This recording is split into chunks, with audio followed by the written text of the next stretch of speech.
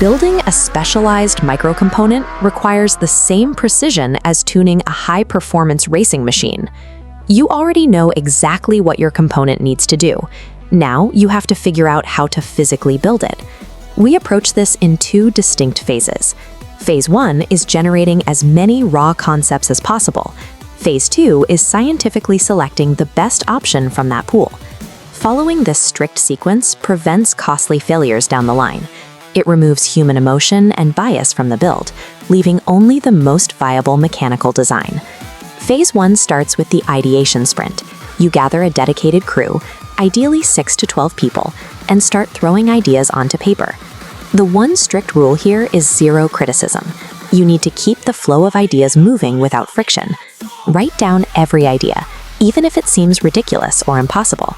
Often, a highly impractical suggestion triggers a highly practical solution from someone else in the room. If the team hits a creative wall, you switch to a mathematical tool called a morphological matrix. This matrix breaks your component into its basic subparts across the top.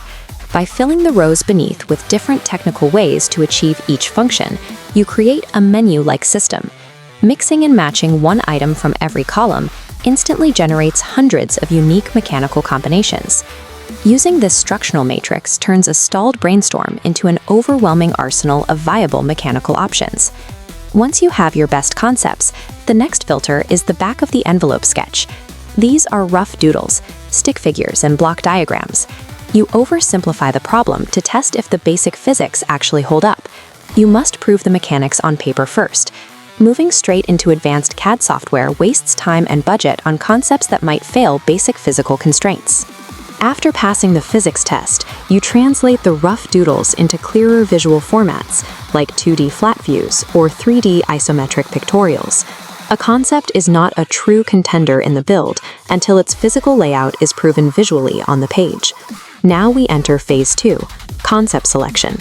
This is an objective, emotionless showdown between your best visual sketches. To do this, we use a Pugh Matrix. It is a decision matrix designed specifically to strip emotional attachment from the process. You start by choosing a baseline reference. This can be an existing standard microcomponent currently on the market, or a solid mid-tier concept from your brainstorm. We set up the left side using our evaluation criteria. These are the critical requirements, such as cost, weight, durability, and efficiency. Next, we arrange our competing conceptual designs across the top columns, ensuring the baseline reference takes the very first slot. Establishing a fixed baseline and locking in the criteria forces the team to rely purely on logic. It prevents early biases from skewing the results before any actual comparisons happen. Step 1 of scoring is locking in the baseline.